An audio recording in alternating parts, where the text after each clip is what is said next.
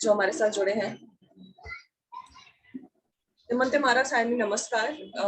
जैसा कि the GKPD youth team decided earlier also that every month we'll be having such interactive sessions, webinars and workshops kind of, जिनका theme basically हमारा जो rich culture है, हमारा heritage है, जिसके बारे में it's actually very unfortunate और ये फैक्ट भी है, इट्स रियलिटी दैट आज के टाइम पे हमारी जनरेशन ही नहीं, इनफैक्ट हमारी पहले की जनरेशन भी they are not talking much about our culture. हमारा कल्चर, हमारी लैंग्वेज या हमारा इतना रिच हेरिटेज है, हमारी हिस्ट्री, उसके बारे में हमारी जनरेशन जानती ही नहीं है. We are very kind of ignorant, but it's actually really unfortunate, but we shouldn't be like that. And इसीलिए GKPD youth team जब क्रिएट हुआ था, जब इसका निर्माण हुआ था, तो our actually basic motive was and it will always be that we'll preserve our culture, we'll talk more about our heritage. हमारे जो इतनी कमाल की personalities, we have such amazing personalities in our community, उनके बारे में बात करना, उनके बारे में अपनी जनरेशन को बताना that what all they have done and कितना golden हमारा heritage है. So और इन सेशंस, इन ब्यूटीफुल सेशंस की शुरुआत आज से हमने की है. And today's session is basically on Dida, whom we also call the warrior queen of Kashmir. And I'll just say that I'm pretty sure that अभी जब मैंने Dida का नाम लिया होगा तो majority of people won't be knowing much about Dida. I'm pretty sure about that. In fact, including me, I'll be really honest here, because it's like कि हम बचपन से जो हिस्ट्री एंड चीजें किताबें पढ़ते आ रहे हैं, वो they don't include these things. हम अपने कम्युनिटी के बारे में इतना जानते,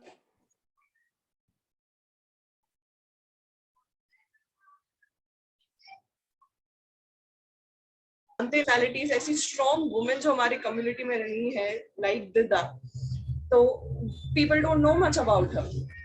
But yes, today's session, I'll not be talking much about Dida because we have a very special guest today with us in this session who has joined us, Ashish Kaulji. Everybody knows him very well. And I'll not talk much about Dida because Ashish ji हमें अच्छे से पूरा बताएंगे उनके बारे में. And now moving forward, I'll first call Upasna Pandita, who is also a team of GKPD youth group.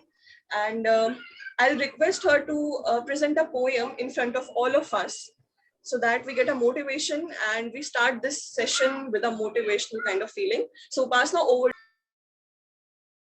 Namaskar Mara Sarni. Thank you Vanshika Didi for giving such a beautiful introduction. तो मुझे कहा गया है कि Didda, the warrior queen of Kashmir पे एक कविता सुनाने के लिए. तो जैसे I will also be very honest, मुझे भी दिदा के बारे में कुछ नहीं पता था.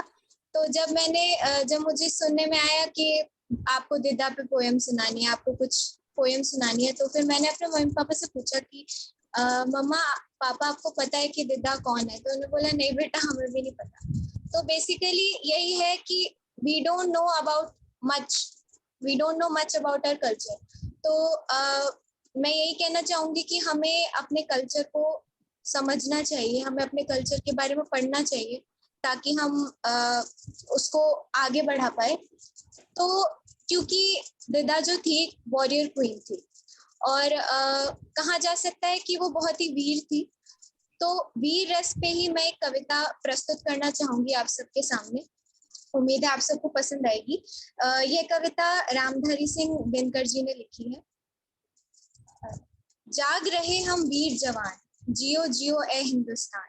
हम प्रभात की नई किरण है, हम दिन के आलोक नवन. हम नवीन भारत के सैनिक धीर वीर गंभीर अचल. हम नवीन भारत के सैनिक धीर वीर गंभीर अचल. हम प्रहरी ऊंचे हिमाद्री के, सुर भी स्वर्ग की लेते हैं. हम है शांति दूत धरनी के, छा सभी को देते हैं. हम है शांति दूत धरनी के, छा सभी को देते हैं. वीर प्रसू माँ की आंखों के हम नवीन उजियाले हैं. गंगा यमुना हिंद महासागर के हम ही रखवाले हैं. तन मन धन तुम पर कुर्बान, जियो जियो ए हिंदुस्तान. हम सपूत उनके जो नर थे, अनल और मधु के मिश्रण. जिनमें नर का तेज प्रखर था, भीतर था नारी का मन. एक नयन संजीवन जिनका एक नयन था हलाहल, एक नयन संजीवन जिनका एक नयन था हलाहल, जितना कठिन खड़क था कर में उतना ही अंतर कोमल।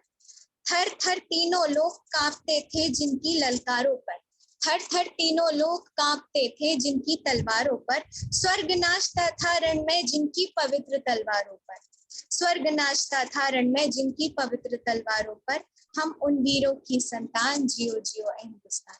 धन्यवाद। Very nice, very nice. Thank you madam. Thank you so much Upasana. I guess इससे बेटर और इससे ज्यादा स्ट्रॉन्ग और पावरफुल शुरुआत किसी सेशन की, ऐसे स्पेशली जब हम दिदा की बात करने जा रहे हैं तो सेशन की नहीं हो सकती। Thank you Upasana for such a wonderful poem and reciting such beautifully. Moving forward, now we have Pragya Mattas with us, who is also a member of GKPD youth team. So I would request Pragya to introduce the guest speaker Ashish ji and take the program forward. Pragya, over to you.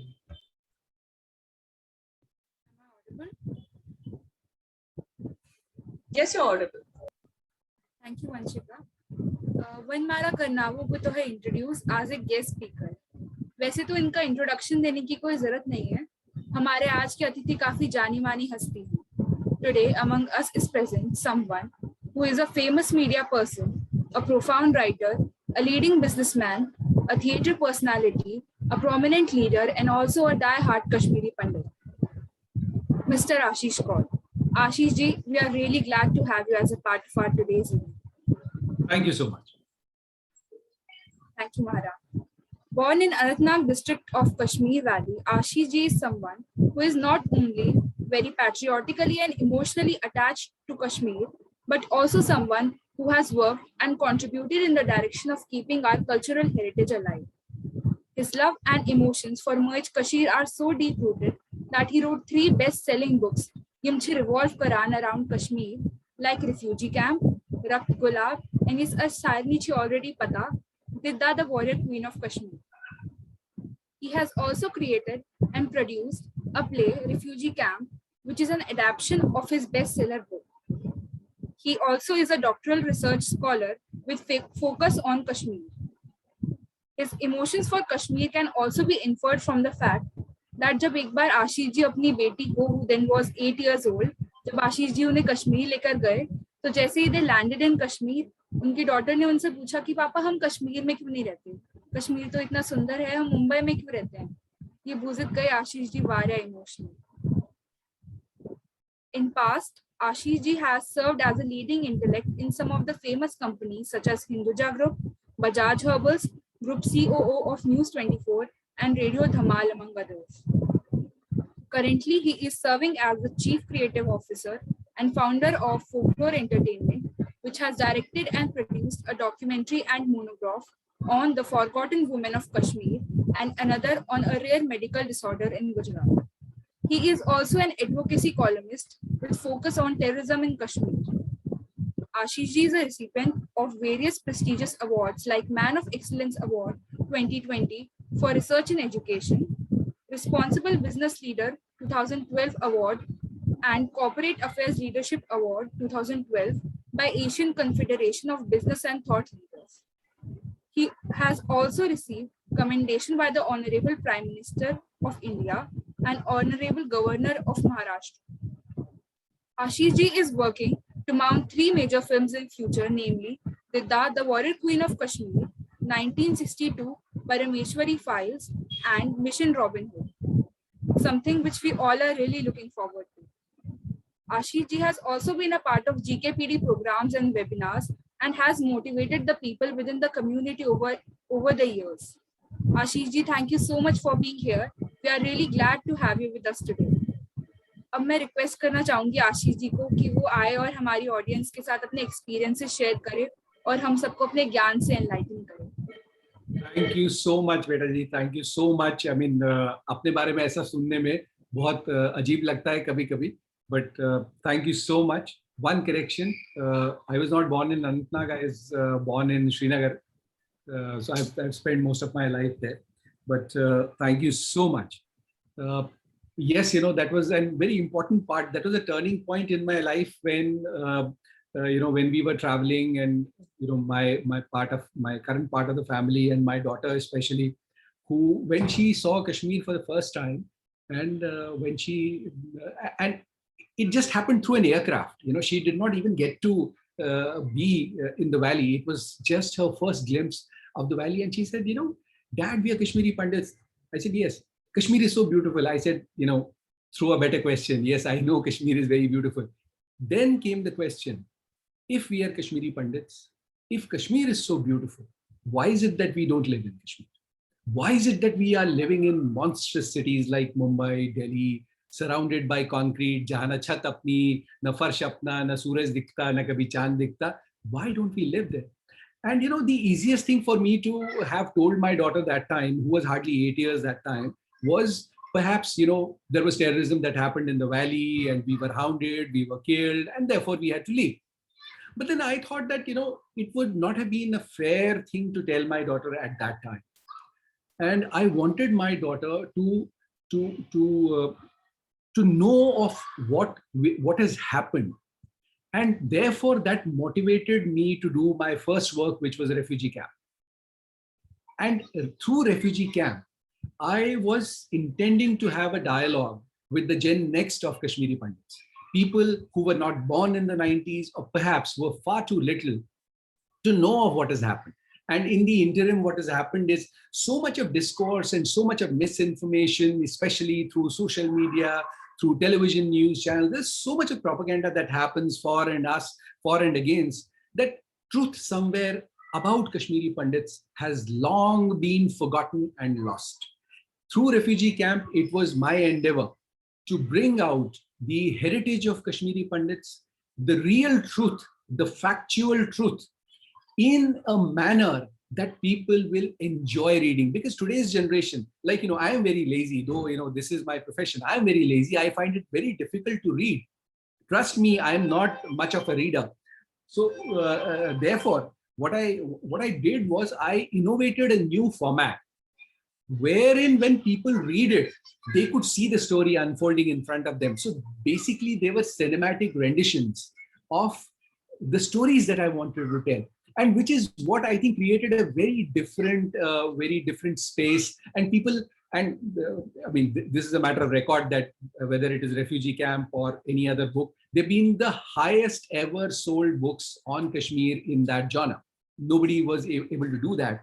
And the what is most gratifying for me is that, people who read my work, they say, the best thing we like about your work is we see things happening in front of us. It is not 1947 mein aisa hua, then aisa hua, then aisa hua. Those are stories that, unfurl in front of you. Having said that, today's session, Dida, a very, I was seeing on the various groups that were created, somebody was sharing Dida the Terrible, Dida the X, Dida the Y. And I think it's time for us to catch the bull by its horns. Who was Dida? A woman of questionable character. Let's say, pardon my language, I mean, I have no better words to put. But I think, as I said, no better way to address the issue but by catching the bull by its horn. Dida was a characterless woman. She had many sexual relationships only because she wanted to be in the throne. Dida engineered the killing of her husband. Dida also engineered the killing of her son, the only son that she had. Dida also killed her infant grandsons. She was so terrible. She was so disgusting. People had access to her bedroom and anybody could just simply walk into her bedroom and have sex with her. This is what Dida is. And the men from my community are so proud of this narrative. And this is, I mean, it doesn't get any worse than this. This is the narrative that has been peddled for last 1100 years about someone about whom there was until now, there was no information. The first mention of Dida is in Raj Tarangni. Raj Tarangni was written about 1,000 odd years ago by Kalhan.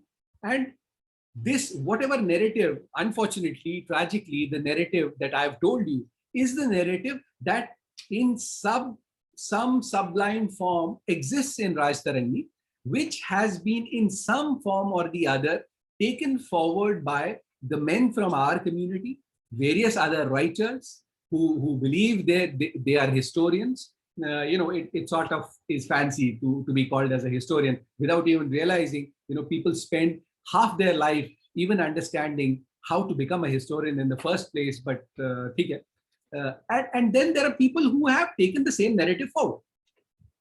And now I had nothing to do with this narrative.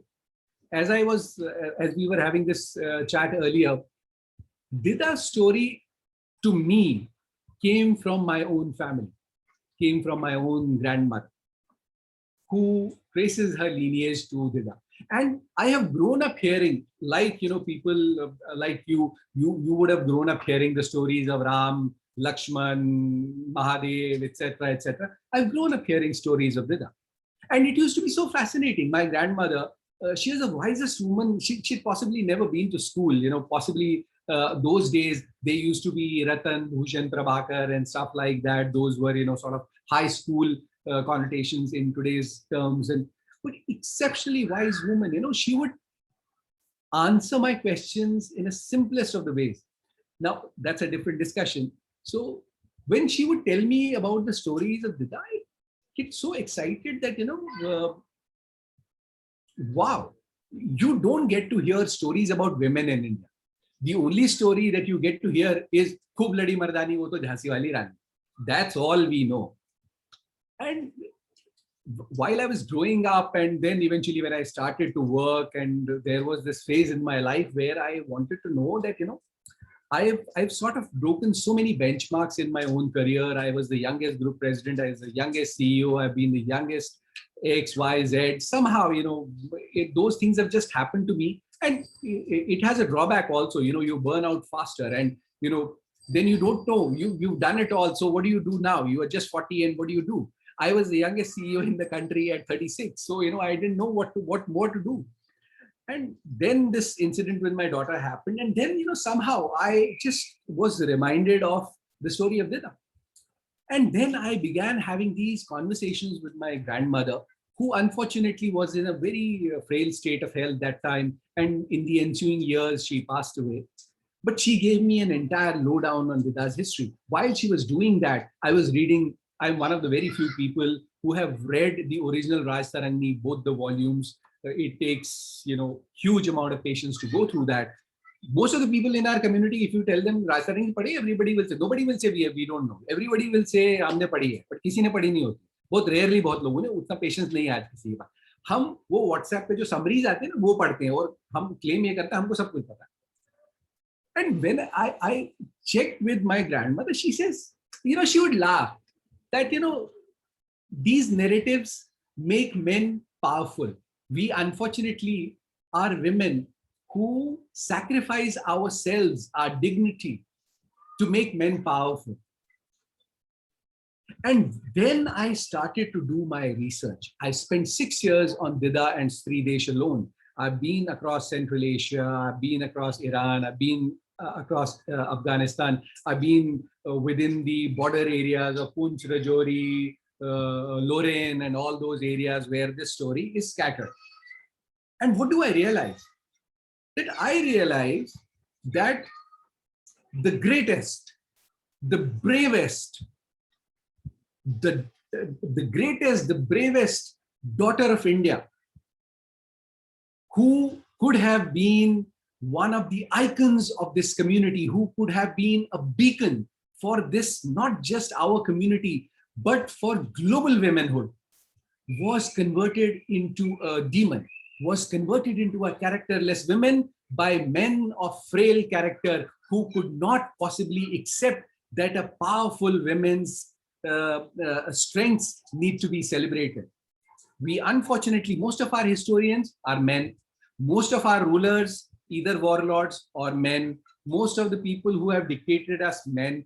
Men have a natural problem in accepting a powerful woman, a woman who is evolved, who is confident of herself, and somebody who can wield authority. Dida naam क्यों कहते थे? कश्मीर में बड़ी बहन को दिदा बोलते थे, दादी को दैद बोलते थे. Where was the genesis of this name? It all goes back to Didda, वो दिदा की वजह से। लेकिन हमने क्या करा, क्योंकि किसी एक आदमी ने एक ऐसी कहानी गढ़ दी कि भाई मुझे तो ये एक्सेप्ट ही नहीं करना कि एक औरत महान हो सकती है। अच्छा, हमने क्या कहानियां गढ़ दी कि वो कैरेक्टरलेस थी। अच्छा, और किसी ने कोई एफर्ट नहीं लगाया, सबने वहां से लिया और आगे आगे अपने आप को हिस्टोरियन बोलते गए और आगे चलाते गए। Now what do I realize after my doctoral research and my research based on 6 years of validating each and every fact? Now I had an authentic story which came from the family of Dida, which was there in my family. And then I realized that Dida is the story of this beautiful girl, a girl child who when born was abandoned by her own parents. And how does this girl who was abandoned by her parents, raised by a maid, एक नौकरानी ने उसको पाल पोस के बड़ा किया, अपना दूध पिला के उसको बड़ा किया, who becomes the greatest, the longest and the bravest queen in the world? Now सवाल ये होना चाहिए आपका कि अगर वो इतनी महान थी तो उसके माता पिता ने उसका त्याग क्यों किया? उसके माता पिता ने उसका त्याग इसलिए किया क्योंकि ये बच्ची लंगड़ी पैदा हुई थी। Dida was abandoned by her parents and Dida was no ordinary child. Dida was the princess of Lohar dynasty. लोहार डायनास्टी कौन सी? आज किसी को लोहार डायनास्टी समझ में नहीं आएगा। लोहार मतलब वो लोहा ठोकने वाले लोग नहीं। लोहार डायनास्टी मतलब today's entire West Pakistan, Indian side and Pakistan side of Poonch Rajouri, your Punjab and your Haryana. Now think of Lohar dynasty, one of the most prosperous kingdoms in this part of the world. हम पंजाब की बात करते हैं, हरियाणा की बात करते हैं, दूध दही का खाना, करेक्ट? कितनी प्रॉस्पेरिटी है पंजाब में, हरियाणा में, सबसे फर्टाइल लैंड्स हैं, पुंछ रजौरी, वेस्ट पाकिस्तान, इतनी सबसे फर्टाइल लैंड्स यहाँ पे। Imagine the prosperity. वहां की राजकुमारी, अच्छा, और राजकुमारी पैदा होती है और उसके माँ बाप उसका त्याग कर देते क्योंकि लंगड़ी है। अच्छा, वो इसलिए लंगड़ी का त्याग करते हैं क्योंकि राज परिवारों में या कहीं पर भी प्रथा ये होती थी, कहा जाता था कि अगर कोई लंगड़ा पैदा होता है, फिजिकल डिसेबिलिटी के साथ पैदा होता है, तो ये उसके पुराने जन्मों के कुकर्म है, उसका फल उसको इस जन्म में मिला है। और देखिए, नाउ दिदा की कहानी में ना आज के युग के लिए बड़े लेसन हैं। क्या आज और सवाल औरतों से मुझे आंसर मत दीजिए, खुद से सवाल कीजिए और खुद उसका जवाब खोजिए। क्या महिलाओं की स्थिति आज कुछ बेटर है? क्या आज एक महिला अगर उसमें कोई फिजिकल डिसेबिलिटी है या किसी भी तरीके का अगर उसमें कोई फिजिकल चैलेंज है, क्या उसको समाज एक्सेप्ट करता है? नहीं करता। ये ड्राइंग रूम टॉक्स की हमको बात नहीं करनी चाहिए। सच ये है, क्या आज कोई ऐसा आदमी है जो एक लंगड़ी लड़की से शादी करना चाहता है? नो। शायद वैसे वर्षा भी वैसा ही हो। क्या एक अच्छी खासी लड़की एक लंगड़े लड़के से शादी करेगी? शायद नहीं करेगी।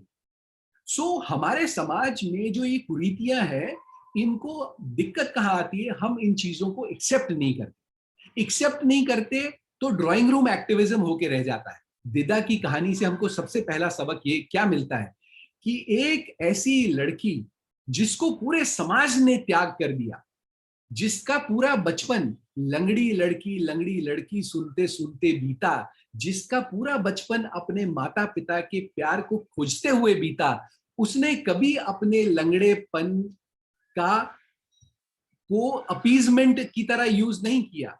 उसने she overcame her disability. she realized that possibly my father does not love me because I am not a warrior. Otherwise, why would my father not love me? Because my father is so happy when he is surrounded by the warriors of his, when the army commanders would come in, and Dida would see that my father is so excited. And she had this question that, is my father depriving me of love because I am not a warrior? So she begins the journey of a disabled girl to become a warrior. Now imagine, उसके दिमाग में कभी नहीं आया, उसने अपने माँ बाप के सामने कभी रोना नहीं रोया, ओ पापा, ओ मम्मा, मैं तो आपकी बेटी हूँ, प्लीज मैं लंगड़ी हूँ, मुझे प्यार दो। नो। पिता की पूरी जिंदगी में दूसरा लेसन हमको ये मिलता है कि अगर आपको कुछ चीज चाहिए, अजय, अगर आपको कुछ चीज चाहिए आपको उसके लिए लड़ना पड़ेगा, आपको समाज में अपनी जगह बनानी पड़ेगी। दिदा की कहानी, दिदा की गाथा हमको ये मिसाल देती है कि एक बच्ची जो राज परिवार में पैदा हुई, जिसके माँ बाप ने उसका त्याग किया, जिसको एक नौकरानी ने पाल पोस के बड़ा किया, वो अपने मेरिट पे, बिना किसी की मदद के, अपने मेरिट पे दुनिया की सबसे महान रानी बनी। And it's a matter of historical fact that she was the longest serving queen in the world. Can you believe it? क्या आप सोच सकते हो कि हमारे समाज से दुनिया की सबसे लंबा राज करने वाली रानी निकली? वो तो आज हम क्वीन एलिजाबेथ वगैरह की बात करते हैं, पर वो कॉस्मेटिक रूलर्स है, वो डेजोर्स हैं। You know there is a term for it, it is called डेजोर। जैसे हिंदुस्तान का राष्ट्रपति, वो एक डेजोर है, वो कॉस्मेटिक, दो he is the number 1 man, but he is a cosmetic head. The real power lies with the number 2 man in the hierarchy, which is the prime minister of the country, because he represents the mandate of the people. So दिदा के जीवन से हमको एक सबसे बड़ी iconic चीज ये मिलती है कि हमारे समाज ने वो बेटी को जन्म दिया जिसने दुनिया में सबसे लंबा एक छत्र राज किया. तीसरी बात, मैटर ऑफ हिस्टोरिकल फैक्ट, हम सब जानते हैं, आप बहुत छोटे हैं लेकिन आपने भी जब से कश्मीर के बारे में सुना होगा, हम सब ने कश्मीर को जब से देखा होगा. I am a product of late 70s. I've been hearing about Namaskar, Mara, we are late. 40 years. So, you know, Kashmir was in peaceful possession only during the rule of Dida. Nobody else. Kashmir's history. आज कश्मीर को हम कैसे जानते हैं? खूबसूरती की वजह से, टूरिज्म की वजह से. But no, historically, Kashmir is a lesson for any historical student, which is a fallacy of our community. We have never dealt with that. Kashmir has had an extraordinary civil uprising legacy, जो हम कभी पढ़ते नहीं है, ना हमको पढ़ाया गया, ना हमने कभी कोशिश की. हमको जो कन्वीनियंट लगता है हमने वही नैरेटिव आगे लिए. Now, point number 3, दिदा की शादी हुई कश्मीर के राजा के साथ, और वो राजा कैसा कश्मीर का राजा था? He was the most debauched king in the history of Kashmir, King Shemgupta. सबसे अय्याश राजा था, इतना बड़ा हैरम था उसके पास में. But he did not have a legal heir. He did not have an heir to the kingdom. He did not have a legitimate male child. Somehow, to cut the long story short, he met Dida during one of the hunting sessions, and he fell in love with Dida because Dida was extraordinarily beautiful. She was a great orator, and she was a student. Now देखिए history कहाँ connect होती है कश्मीरी पंडितों की, और कहाँ हम कितनी बड़ी ट्रेजेडी खुद के लिए हैं. Didda was a student of Sharada Vidyapeeth, और ये बात कहाँ कोलैबोरेट होती है? अगर एक कश्मीर की एक रानी और हुई जो सबसे आखिरी रानी थी, कोटा रानी. कोटा रानी की जीवन से हमको पता चलता है कि कोटा रानी का सबसे बड़ा जो आइकन था, कोटा रानी की जो इंस्पिरेशन थी, वो दिदा थी. और दोनों ने, कोटा ने भी, और आप किसी से भी पूछ लीजिए, उसको पूछिए कोटा ने कहाँ पढ़ा था, कोई बता नहीं पाएगा आपको. Kota was also a student of Kashmir के जितने राजसी परिवार या इंपॉर्टेंट लोग थे, they would have their education at Sharada Vidyapeeth. This is documented. पर हमको नहीं पता, हम वो नैरेटिव मर्दों को सूट नहीं करता. मर्दों को क्या नैरेटिव सूट करता है? अरे वो तो छिछोरी औरत थी, कैरेक्टरलेस औरत थी, वैश्या थी. ये नैरेटिव हमको बड़ा सुख देता है. क्यों? क्योंकि औरत को दबाना है. एनीवे, देन फ्रॉम, अब देखिए जब दिदा कश्मीर की रानी बनी तो वहां पे क्या हुआ? Was she welcome there? No. सबसे बड़ा प्रॉब्लम कश्मीर में दिदा जब आई, ये हुआ कि अपराइजिंग्स होने लगी कि भाई हम एक लंगड़ी रानी को एक्सेप्ट नहीं करते, हमको लंगड़ी रानी के नीचे नहीं रहना सब्जुगेशन में. बट दिदा ने ये सोचा कि अब मैं क्या करूं, and she took the control. देखिए ताकत क्या होती है? ताकत कोई लॉलीपॉप नहीं है कि आपको कोई हाथ में देगा और आप चूसेंगे. ताकत वो होती है जो आगे बढ़ के आदमी डेमोन्स्ट्रेट करता है कि मेरे पास वो करेज है. योद्धा बनाए नहीं जाते, योद्धा पैदा होता है. योद्धा को आप स्किल दे सकते हो, पर लेकिन योद्धा की जो बेसिक क्वालिटी होती है ना, उसके जिगर में जो दम होता है, वो योद्धा लेके पैदा होता है. दिदा में वो थी बात. तो जब सारा राजतंत्र दिदा के अगेंस्ट में होगा, दिदा ने कहा ऐसी की तैसी. And Didda realise that the kingdom of Kashmir was on brink of disaster. 10th century Kashmir was the most difficult period in the history of Kashmir because economically, welfare wise, Kashmir was on the verge of disintegration. And unfortunately, we had a king that time who was not interested in the welfare, who was interested in Ayashi, King Shemgupta. And दिदा को लगा कि यार ये मेरे पास मौका है, अगर मैं सोचती हूं मैं काबिल हूं मुझे यहाँ पे दिखानी है अपनी काबिलियत। और दिदा ने, अगेन मैं I am just summarising those things, Didda ने इतने वेलफेयर मेजर्स इंट्रोड्यूस किए कश्मीर में कि दिदा को जनता का इतना प्यार मिला, इतना सपोर्ट मिला कि कहा जाता है कश्मीर के इतिहास में सबसे जस्ट, गारंटी ऑफ जस्टिस अगर किसी के दौर में था तो वो दिदा के दौर में था। लेकिन अब देखिए इसको कॉन्ट्रास्ट क्या आता है। When you talk of powerful men will tell you a different story which you already know now. But दिदा के जीवन में हमको ये भी देखने को मिलता है कि जब जब दिदा के लाइफ में क्राइसिस हुई, उसको तख्त पे बिठाए रखा किसने? जनता ने। Not because of people not because of powerful men. She was always, she descended, she kept on coming back to the throne because of the people of Kashmir. They wanted her, they loved her. दिदा ने इतने trade routes establish किए जितने आज तक कश्मीर में किसी ने नहीं किए।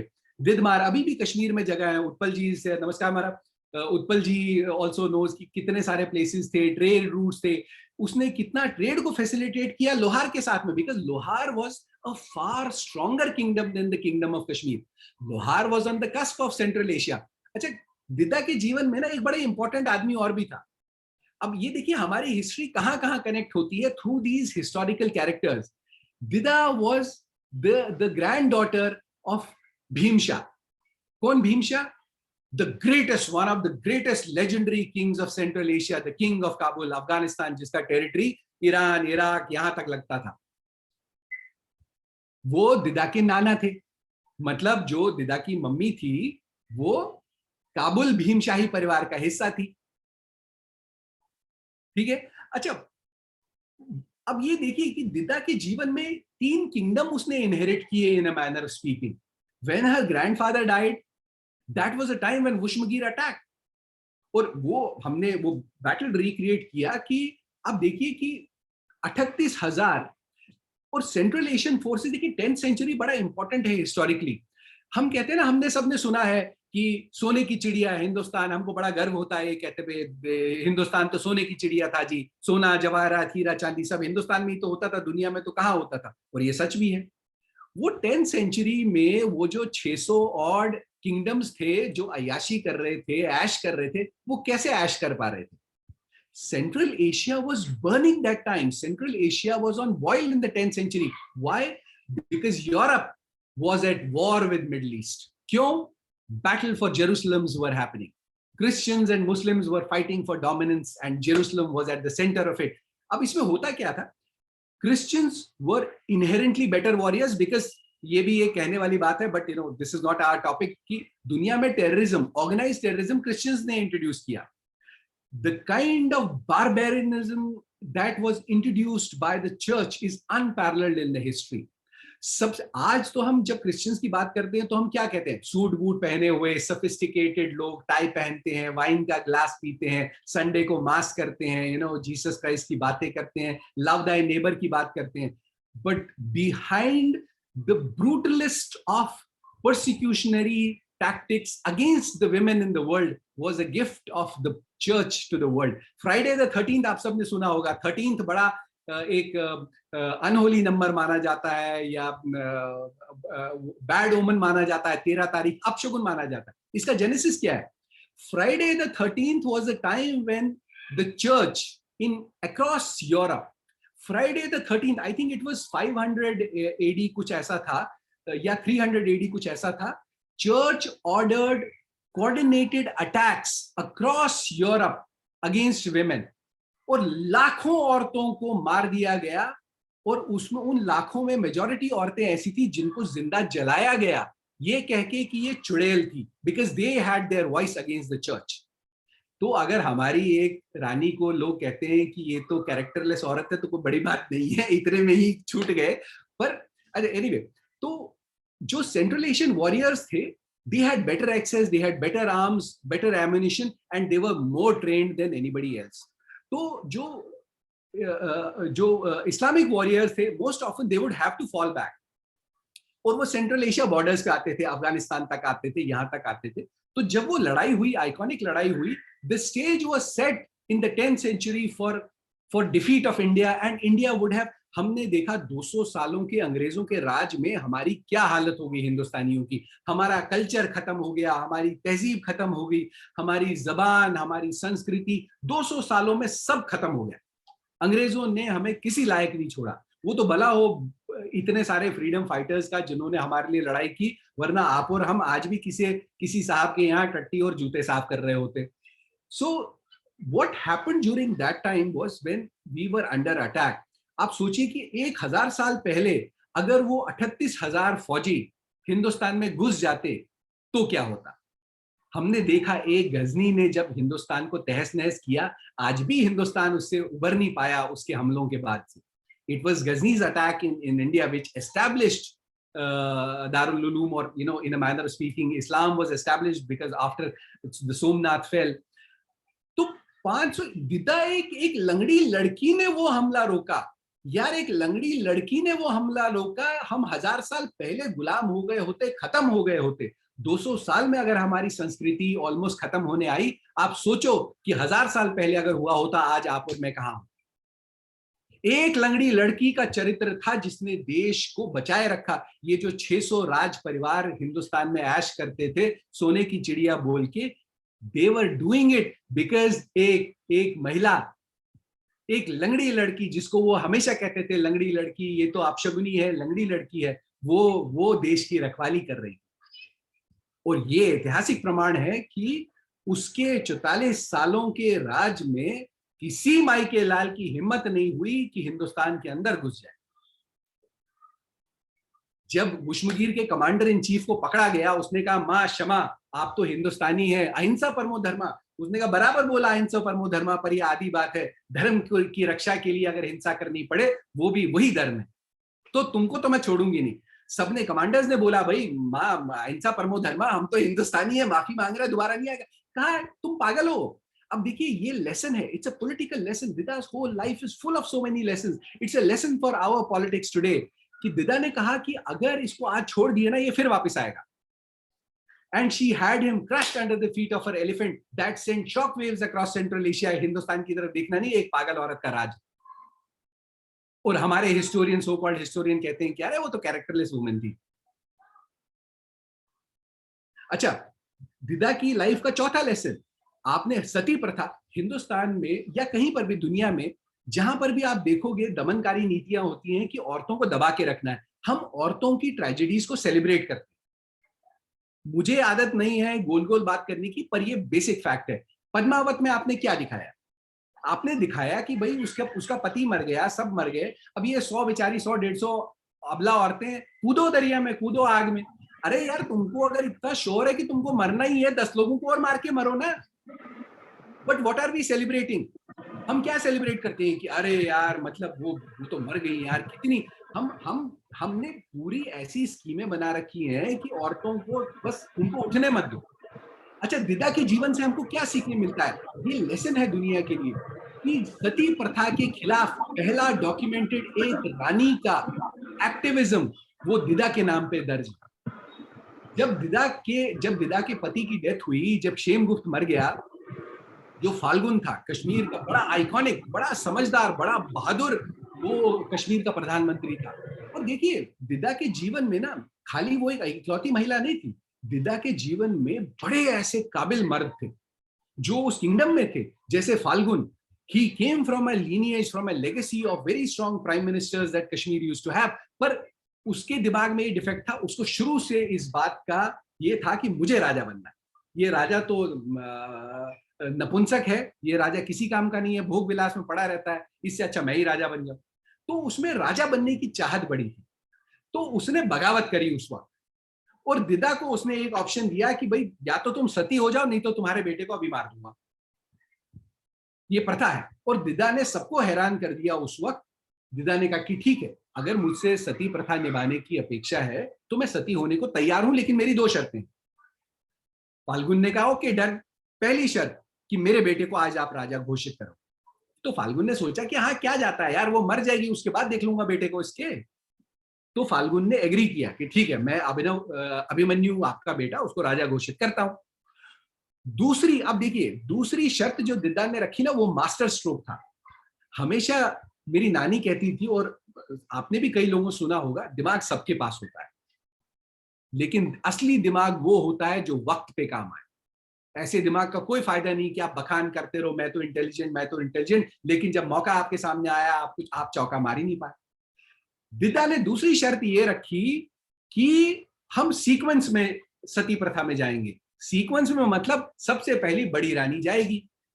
It was a master stroke. Why? बड़ी रानी कौन थी? उस प्रधानमंत्री की बेटी जो कश्मीर की बड़ी रानी थी। दिदा के दिमाग में क्या था? दिदा डिड नॉट वांट, उसके पति मर गया था, उसका बेटे का सवाल था, उसकी अपनी लाइफ का सवाल था। Confrontation was the last of the things least that she wanted a peaceful resolution. इसलिए उसने दोनों शर्तें रखी। दूसरी शर्त उसने क्यों रखी? उसको पता था यार कोई बाप अपनी बेटी को ऐसे थोड़ी ना मरने देगा।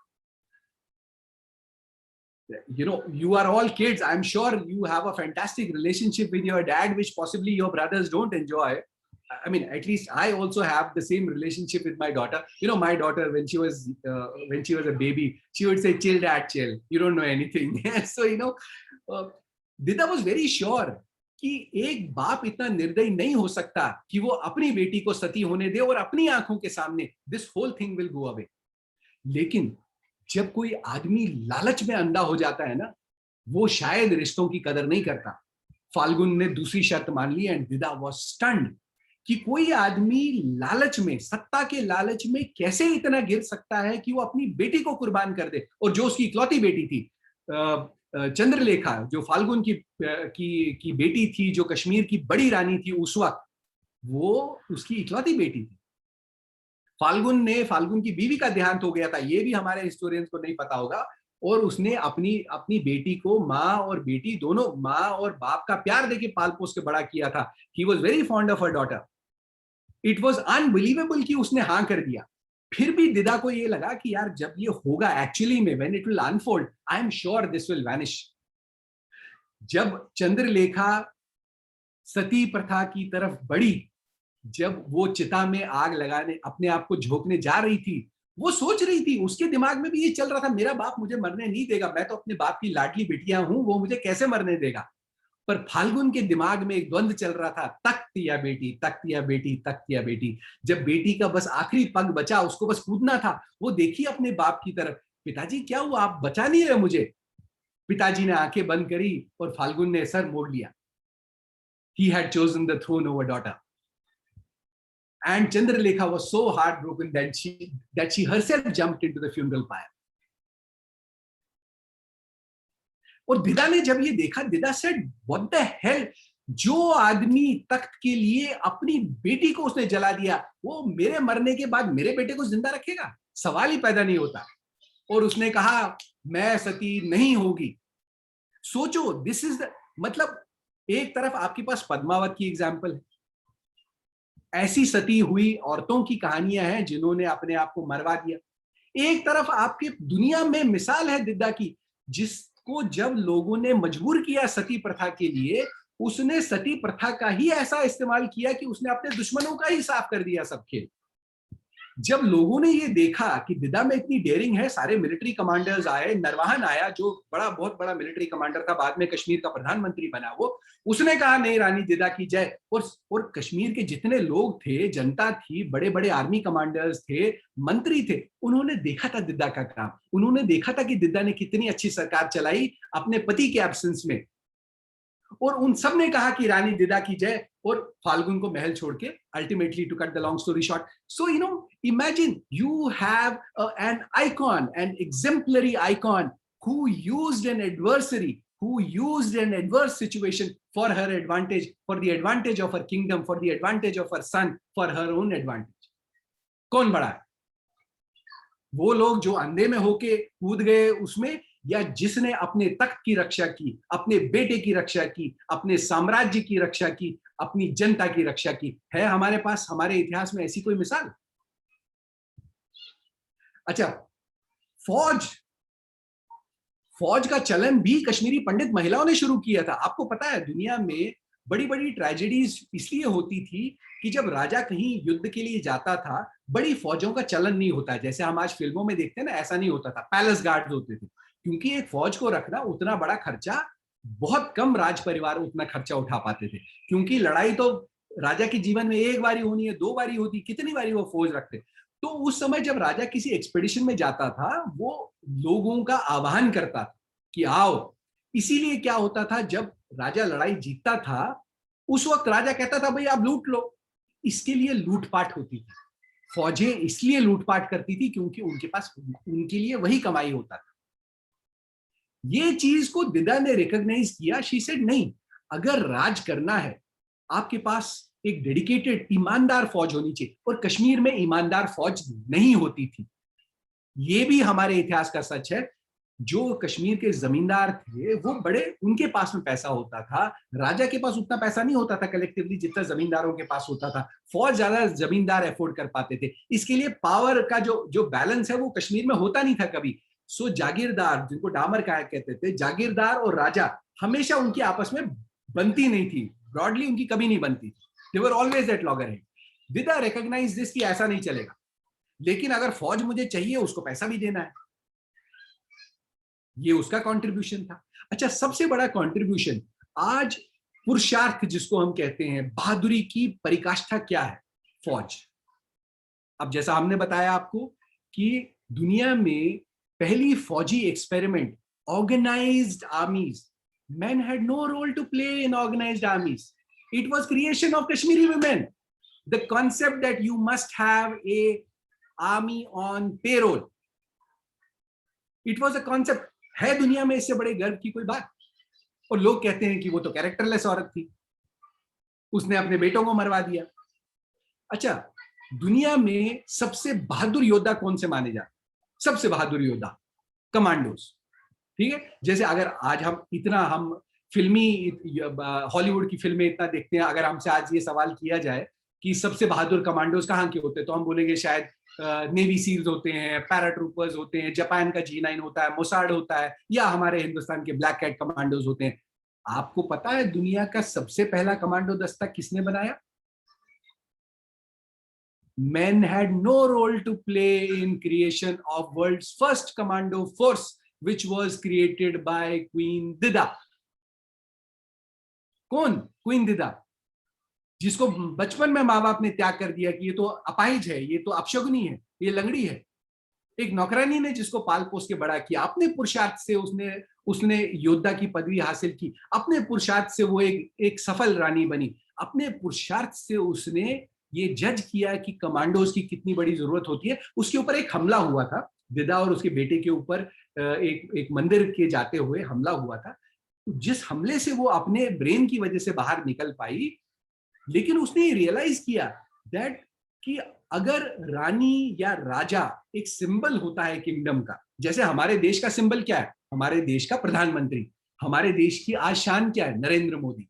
वो हमारा प्राइम मिनिस्टर एक किसी देश का प्रधानमंत्री, देश का गौरव होता है, लेकिन उसको बचाना सबसे बड़ी जरूरी बात होती है। तो दिदा ने ये रियलाइज किया कि अगर मुझे बचे रहना है, मैं हमेशा तो लड़ नहीं सकती, बचे रहना है, तो I need this force. So world's first commando force was set up 1100 years ago. It was known as एक अंगीज। एक अंगी मतलब इसका फिलोसॉफिकल थॉट क्या था? When your mind, your body, your mind, your soul and your weapon is in perfect alignment, you become an ultimate soldier. Nobody can defeat you. The concept that samurais later on adopted. When your mind, body, soul and your weapon becomes one, you become a soldier who nobody can defeat. That was the concept of एक अंगीज। उनको एक अंगी कहा जाता था। दुनिया का पहला कमांडो दस्ता किसने बनाया? कश्मीर की एक रानी ने। कौन सी रानी? जिसके बारे में कहा जाता है, हमारे हिस्टोरियंस कहते हैं कि वो तो कैरेक्टरलेस औरत थी यार, वो तो उसका तो कोई चरित्र नहीं था, वो तो कितने लोगों के साथ में सेक्सुअल रिलेशंस थे, क्योंकि सिर्फ वो गद्दी पे बने रहना चाहते थे। अच्छा, बड़ा इंटरेस्टिंग किस्सा, जैसा मैंने आपको पहले बताया कि दिदा के राज में कश्मीर एक पीसफुल पोजीशन में रहा। उससे पहले कभी नहीं रहा, उसके बाद कभी नहीं रहा। सबसे सक्सेसफुल सक्सेशन प्लानिंग मैनेजमेंट का सबसे इंपॉर्टेंट लेसन होता है सक्सेशन प्लानिंग। हम देखा रतन टाटा कैसे सक्सेशन प्लानिंग करते हैं, रिलायंस कैसे सक्सेशन प्लानिंग करते हैं। दिदा का जीवन जब वो ऑलमोस्ट लेट 80s में पहुंच गई थी, her no blood relative was alive, her son had died, पोते मर गए थे, उसके भाई तब मर गया था, एक ही भाई उसका, हरिराज शायद, एक ही भाई उसका बचा था, और पति मर गया था, कोई उसका blood relative. It was such a solitary life that Didda had. उसके पास कुछ नहीं था, सब कुछ होते हुए भी उसके पास कुछ नहीं था। अब उसके सामने सवाल ये कि उसने अपने जीवन में इतना कुछ देखा था कि उसको ये लगा कि यार मुझे सक्सेशन प्लानिंग करनी चाहिए। तो उस वक्त उसके जो नेफ्यूज वगैरह थे, 5 थे, उनको ट्रेनिंग दी गई, सबको परफेक्ट सब पाया गया। अब उनके सामने एक फाइनल टेस्ट रखा गया। बड़ा इंटरेस्टिंग किस्सा है, it's a management lesson.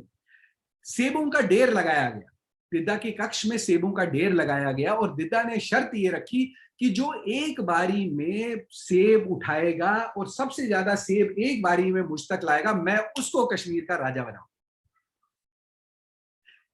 You know why it is interesting? आज के बच्चे स्पोर्ट्स उतना खेलते नहीं है। Ajay is a cricketer himself, his son is a budding cricketer. कोई भी चीज, anything which is round and small, it's very difficult to hold them, they slip away. तो एक उनमें बच्चा था जिसको ये पता था कि मैं फिजिकली इतना स्ट्रांग नहीं हूं, तो मैं, सब लड़ रहे थे, तो उसने क्या किया, वो चारों को आपस में और ज्यादा लड़वा दिया, और वो चारों आपस में लड़ने लग गए, और वो सेब लेके दिदा के पास पहुंच गया। कहा देखो कम लाया हूं, पर लाया तो सबसे पहले मैं ही हूं। And that is how Sangram Raja was made the king of, anointed the king of Kashmir. Who but a लंगड़ी लड़की नोज कि ताकत बाहुबल में नहीं होती है, ताकत यहां होती है। दिदा वांटेड टू नो कि राजा कश्मीर का ऐसा होना चाहिए जिसमें सबसे पहले यहां बुद्धि हो, क्योंकि कश्मीर को राज करना कोई मामूली बात नहीं है। सेंट्रल एशिया की जिम्मेदारी, पूरे भारतवर्ष की जिम्मेदारी कश्मीर के ऊपर थी।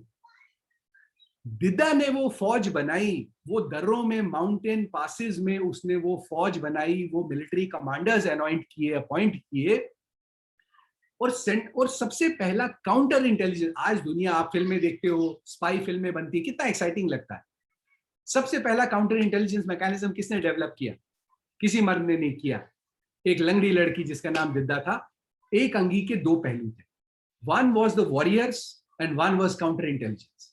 दिदा के पास 2 साल पहले ये इंटेलिजेंस थी कि गजनी में एक राज परिवार में कलह हो रहा है, दो राजकुमार हैं, छोटा राजकुमार ज्यादा काबिल है, लेकिन तख्त बड़े राजकुमार को मिलेगा, छोटे राजकुमार को भागना पड़ेगा। छोटा राजकुमार भागता है, उसको फौज चाहिए अपना किंगडम वापस लाने के लिए, लेकिन उसके पास पैसा नहीं है। पैसा कहाँ है? हिंदुस्तान में।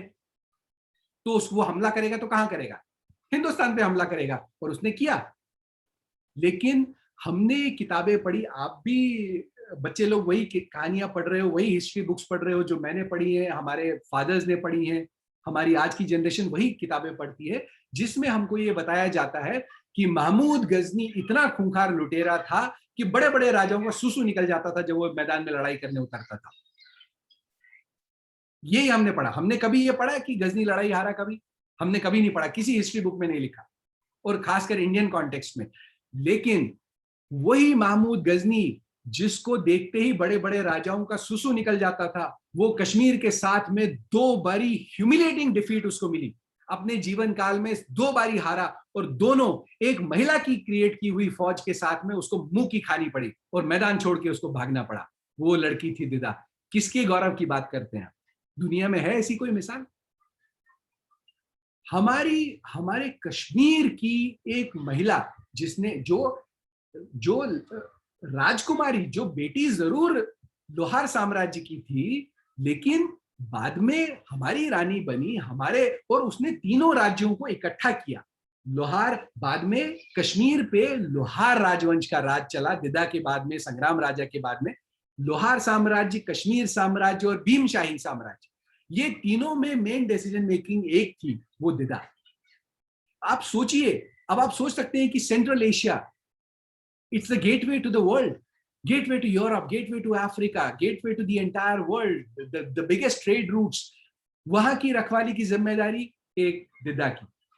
लोहार साम्राज्य, सबसे बड़े फर्टाइल लैंड्स, जिम्मेदारी किसकी? दिदा की। कश्मीर, गेटवे टू भारतवर्ष, 628 कितने 600 कुछ राजा जो अय्याशी करते थे, सोना चांदी हीरे जवाहरात सब कुछ यहीं पे था, दुनिया में नहीं था। ये आज तो दुनिया वाले हमको बताते हैं कि हीरे कैसे बनते हैं।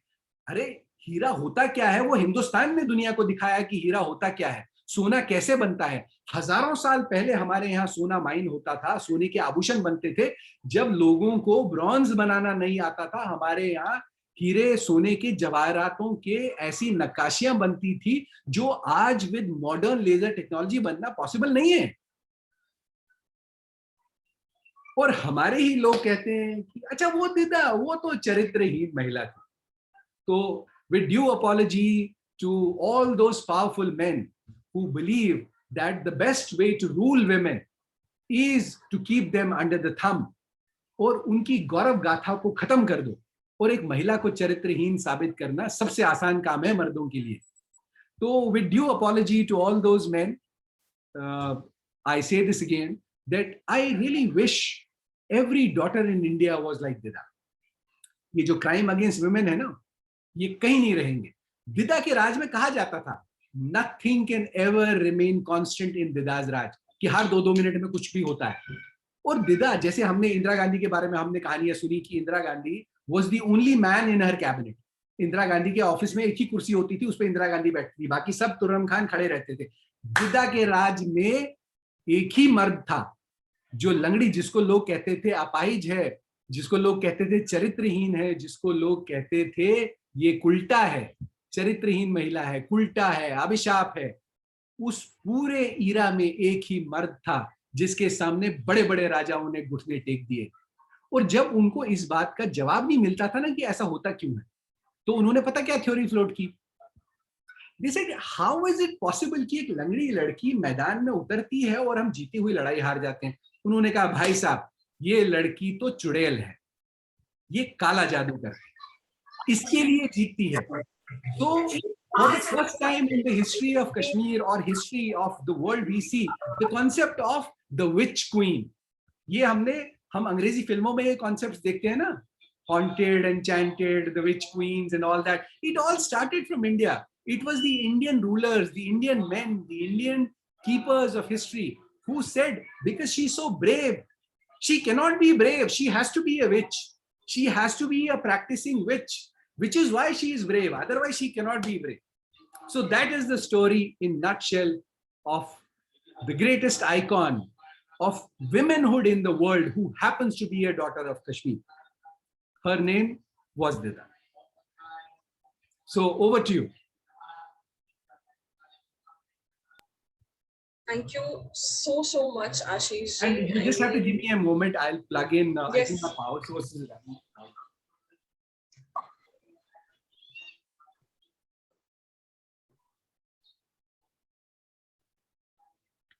उत्पल जी महाराज नमस्कार।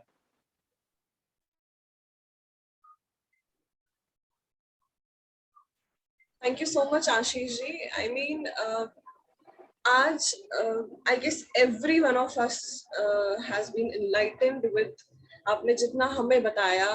हमें I guess मैं अपनी बात करूँगी, मुझे इसका 1% भी नहीं पता था, to be very honest. And ये जान के कि actually दिदा what a person she was and क्या उन्होंने किया है, what kind of thoughts she used to have, कितना far sightedness था, वो सब चीजें जान के I feel really proud that I belong to Kashmiri community. And I really hope that आगे, because I know ऐसे बहुत से हमारे पास personalities हैं हमारी community में जिनके बारे में अभी जानने की बहुत जरूरत है आगे.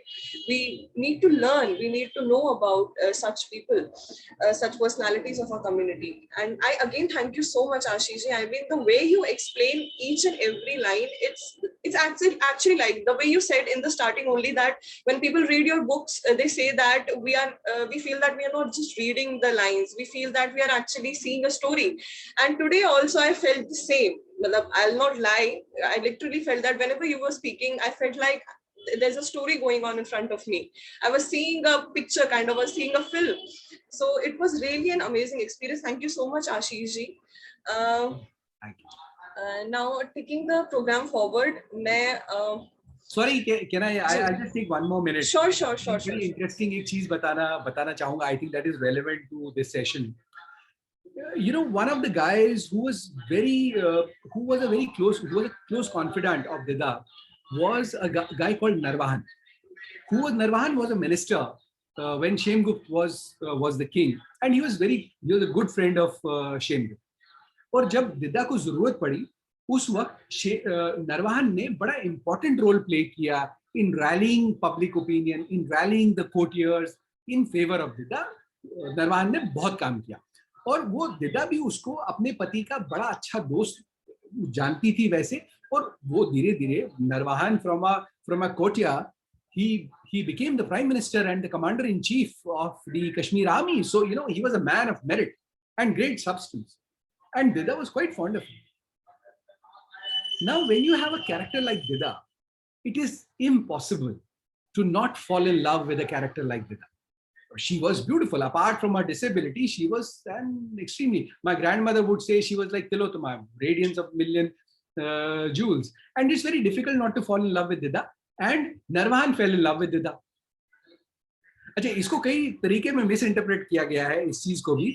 But then, to cut the long story short, what happened when Dida realized that Narvahan has breached a line, Dida उसको as a दोस्त देख रही है, as a close confidant देख रही है, and she is grateful to all that he has done.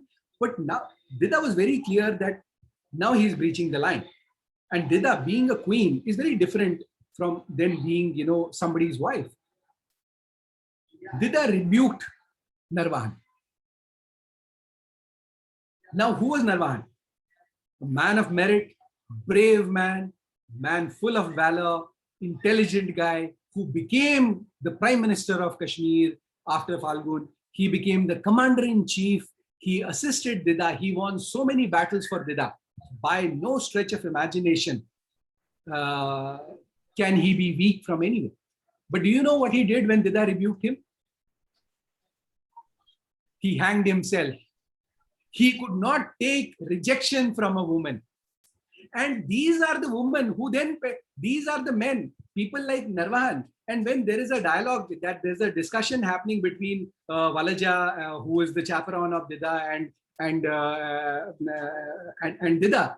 And she says that, you know, don't you think you are responsible for his death? Dida says, no way. Only if I had known he's such a spineless guy. Just because I refused him. Imagine how weak he eventually turned out to be. He could not take my rebuke and he died. I have no regret for a man like that. Now, a historian picks up the same thing. He said, अरे दिदा तो चरित्रहीन महिला थी, उसको जब नरवाहन का use करना था उसने कर दिया, अब वो बेचारा उससे प्यार करना चाहता था तो क्या बुरा किया बेचारे ने, दिदा को तो हाँ करनी चाहिए. यही चीज अगर हमारी फिल्मों में जब हीरो, अगर अमिताभ बच्चन ये करते हैं तो हम क्या कहते हैं, यार कितना एंटी हीरो, मतलब गजब, कि मैं आज भी फेंके हुए पैसे नहीं उठाता, ये बिल्डिंग में आज अपनी माँ को तोहफे में दे रहा हूँ कि मेरी माँ ने यहाँ ईंटें उठाई थी. लेकिन जो ही वो काम एक औरत करती है तो हम कहते हैं अरे यार ये तो निर्लज औरत है, इसका तो कैरेक्टर ही खराब है, इस खानदान त्रैट. Anyway, sorry, that was all. I just wanted to say that. Thank you.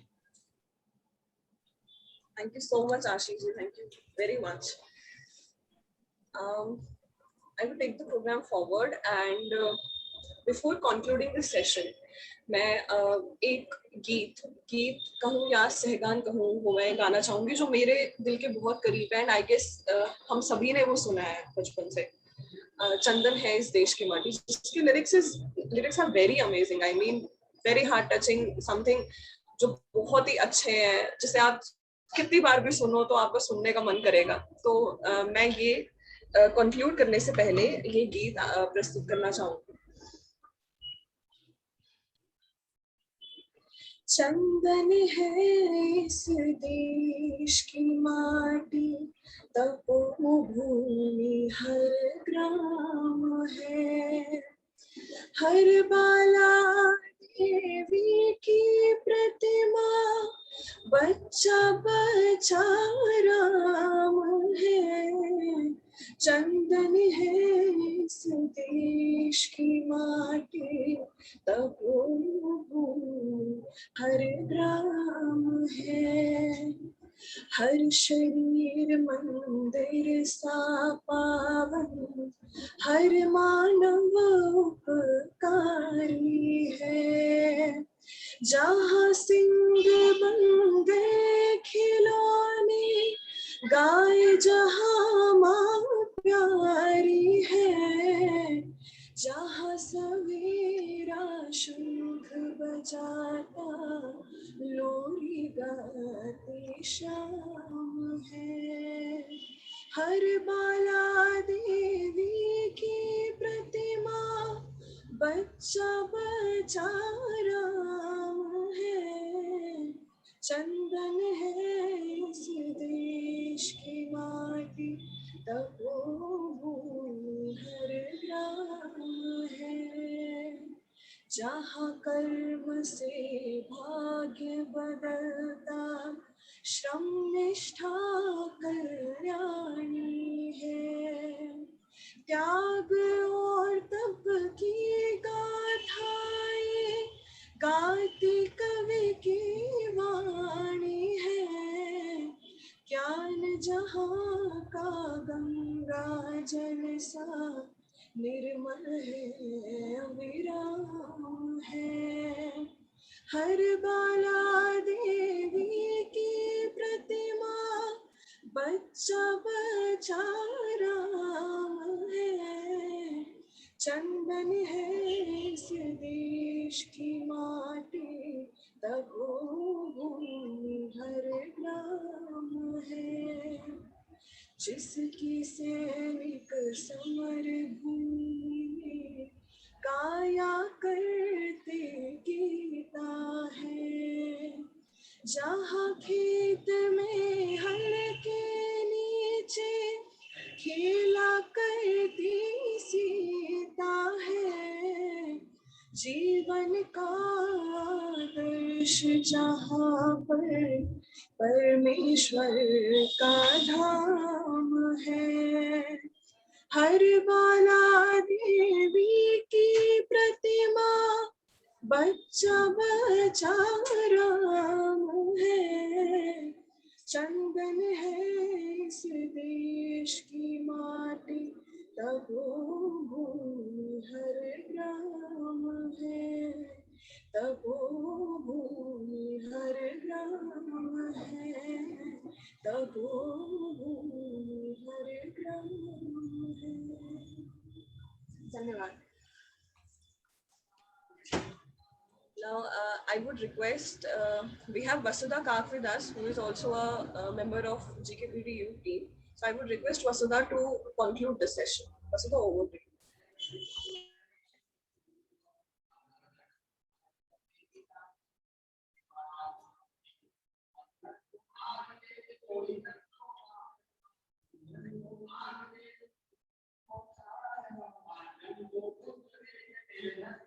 I don't think she heard you. Vasudha, I guess she was there in the meeting. If you're there, please unmute yourself. Oh, sorry. I guess I was muted all this while. Oh, no issues, no issues. Now you're audible. You can go on. Thank you so much, Vanshika. And namaskar, Mara Sarni. Michi Asha ki toi Sarni ay samu eduki session varya pasand. And as we have decided that we'll have these kind of monthly webinars and sessions on our culture and heritage. And we are all aware that this is the need of an hour, and youth like ourselves, we need to take this very seriously, that we have to get to know about our culture, about our heritage, about the legacy that we have, and about the various personalities who've actually worked so selflessly, not just for our community, but for our nation at large. And I want to extend my humble gratitude to Ashishji for taking our time and enlightening us today about Dida. And thank you to all those who spared their valuable time and joined us via Zoom and Facebook Live.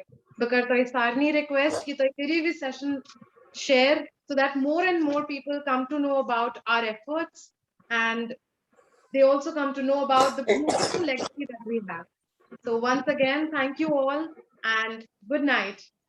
Thank you so much. Thank you. Thank you so much, Vasudha. Vanshika ji, can I take a minute? Definitely, Mara. Can we close the recordings? let's stop Kashi's- the recording. Yes, Kashi ji, I guess you can stop the recording.